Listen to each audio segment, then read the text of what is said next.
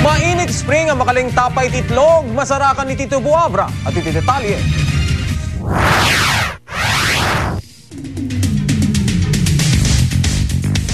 30 minutos sa panagnakyan panagsangat ti banbantay, makitan tina isang sangayan abuya dito'y barangay Kili, Tubo Abra.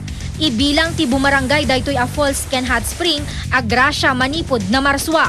Mainit Falls and Hot Spring ti awag da kadaytoy a lugar.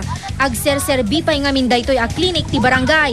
Gaputa makaagas ti danumna iti sakit ti bagbagi, nang runa iti sakit ti kudil. Daydaywen daytoy dagiti residente a mapanpagdigusan ken pagsakduan ti inumen.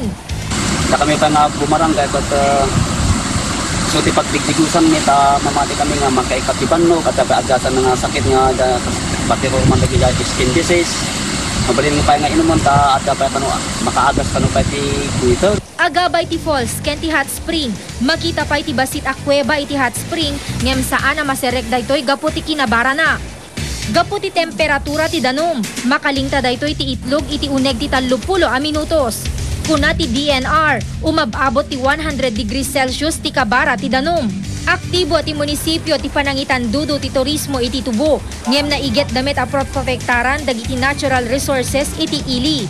Maday ti lapat iso ti mangko probinsar no iso ti pinagdagan mi kadagiti paglintugan nga mang probinsar kadagiti aming aglawlaw. Silulukat ti Mainit Falls and Hot Spring kadagiti kayat na ti agrelax ken agpasyar ng runa itanga atidog ti bakasyon. Bridget Mayor, Balitang Ilokano.